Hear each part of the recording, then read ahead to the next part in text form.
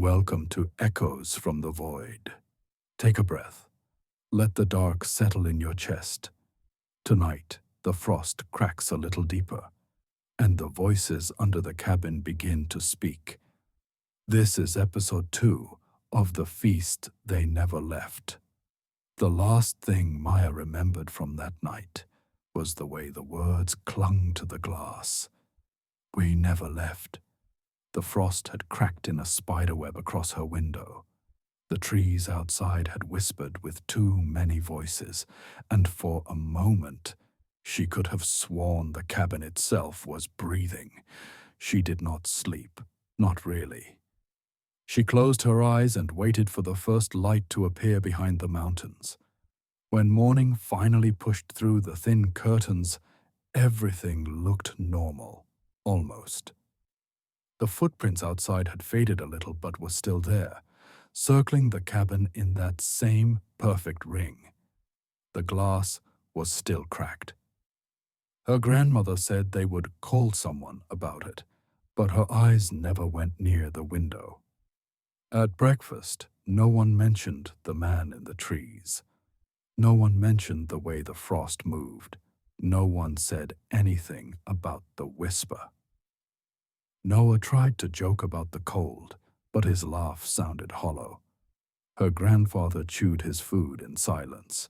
Her grandmother's hands shook when she poured coffee, the spoon clinking too hard against the mug. Maya cleared her throat. "Did you hear it?" she asked. Her voice sounded small in the crowded quiet. "The voice outside." Her grandmother's fingers tightened around the cup.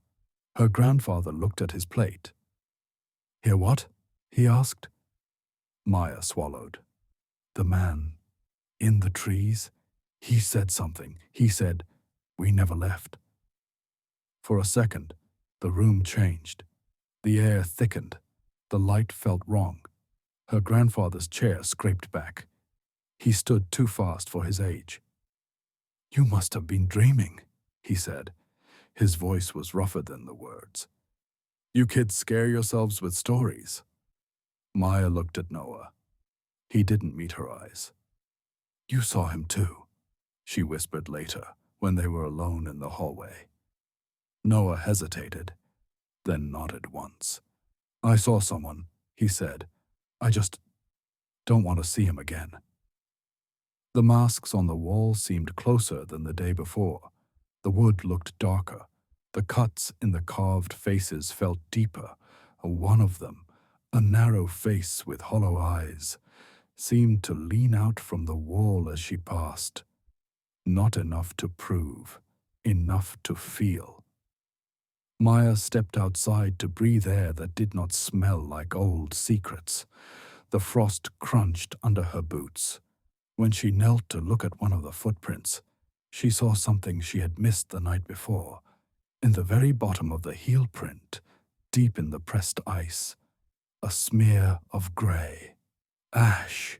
She rubbed it between her fingers. It stained her skin dark. The moment it touched her, a sound pushed into her ears. Drums, far away, slow, steady, like a heartbeat played on wood. For a second, she was not standing next to a wooden cabin. She was standing in a field lit by orange light. Smoke filled the air. Shapes moved in the distance, people shouting in a language she half understood without knowing how. A boy ran past her, his face streaked with tears and soot. Behind him, a man shouted a name. "Thomas!" The scene broke like glass dropped on stone. Maya staggered back. The cabin slammed into focus in front of her. The ash smear was still on her fingers. Inside, floorboards creaked in a slow pattern. Not random, not old wood noise. A rhythm. Step, pause, step, pause. As if someone were walking across the boards under the house. That evening, the sky turned the color of bruises. Clouds pressed low over the lake. The forest line looked closer than it had yesterday. The power flickered once after dinner. The lights dimmed, then came back, but weaker. The television tried to start, then froze on a static screen. Under the white noise, Maya heard something. Voices, hundreds of them, layered under the hiss. She leaned closer. "Do you hear that?" she asked. Noah frowned. "Hear what?" "The voices," she said. "They're underneath the static." He shook his head, but as she listened, the words began to pull into shape. Not English, not exactly. But her mind made space around them, like it had been waiting. She heard a word, then another. Land, fire, home. The television cut off. The room went dark. Only the masks stared back in the glow from the dying fireplace. Far from the cabin, in the time of Tamas, night had fallen over a ruined village. He stood at the edge of a circle of stones, his chest painted with ash. The few survivors gathered around him, children huddled against their mothers. Men stared at the horizon, where the smoke from the strangers' houses rose like a wound. At the center of the circle, the ground had cracked. Warmth bled from the soil. Spirits stood over the opening. Their masks looked like the ones on Maya's wall. Long, sorrowful faces, eyes carved too deep. Thomas spoke in a low voice, asking the land to remember. Not to forgive, not to heal, to remember. A wind rose, though no trees moved. The spirits nodded as if they had been waiting for this request. One of them stepped forward and touched Thomas's forehead. His vision split. He saw time stretched long and thin. He saw people yet to be born eating food over this same soil, pretending this night had never happened. The land shuddered under his feet. A promise formed in the air. We never left. Back in the present, the same words crawled up from the floorboards of the cabin. Maya lay awake in her bed, eyes open in the dark. She heard them. At first it was just the regular creak of old wood. Then the pattern emerged. 3 slow steps. Silence. 3 slow steps. Silence. Not above her, below, right under her floor. She slid off the bed and pressed her ear to the cold boards. The wood smelled like dust and something older, like burnt leaves after rain.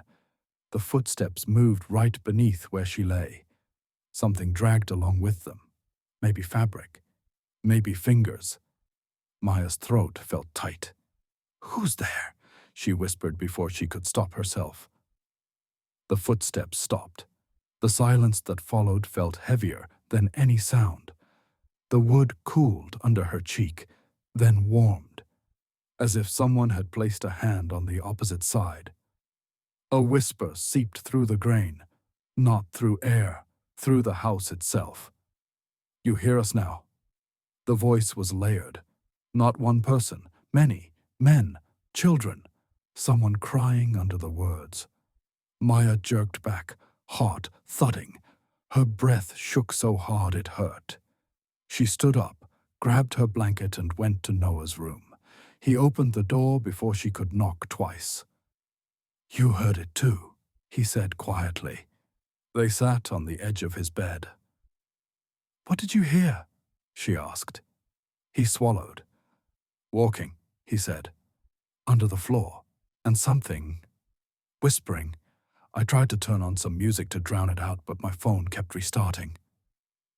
"Do you think grandmother and grandfather know?" she asked. Noah laughed once, but there was no humor in it. "I think they know more than they want us to," he said. Down the hallway, one of the masks fell from the wall. It hit the floor face first with a dull thud. They both flinched. When they went to pick it up, Maya saw something she wished she could unsee. The inside of the mask was stained dark. Not paint, not lacquer. A ring of old, dried brown along the edges where someone's face would rest. "It is just old wood," her grandfather said when he found them holding it. He took the mask with shaking hands and hung it back up. He did not meet their eyes. Later, when the house had gone still again, Maya walked to the center of the living room.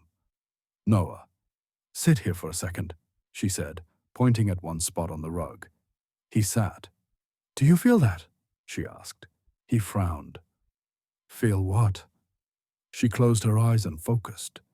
There it was, a slow pulse rising through the boards, up into her feet, into her bones, like the heartbeat she had felt in the railing the day before, stronger now. "The whole house is on top of something," she said softly. Like they built it over a scar." Outside, the wind rose. Pine trees swayed, branches scratching the sky. The lights flickered once more. The television turned itself on. No picture, just black. Then a single image appeared, for less than a second, but long enough. A painting of a feast. People at a long table, food piled high. At the far edge of the image, just where the frame would cut off in a history book, a line of armed men stood in shadow. The image vanished. The screen went dark. In the reflection on the blank screen, Maya saw something behind her. A figure standing in the hallway, barely visible in the TV's black glass. Tall, still, head tilted. She turned. Nothing there. But one of the masks now hung lower than before, as if something taller had brushed past it. The floorboards under her feet vibrated again. Voices rose through the house, too low to make out words, but full of hunger and hurt. The land was not just awake, it was speaking. And it had chosen her and Noah as the ones who would have to listen. This is only the second step into the frost. The land remembers, and it is still counting who owes it a debt. Thank you for listening to Echoes from the Void. If the darkness followed you through this episode, subscribe. More of the buried truth rises in episode 3.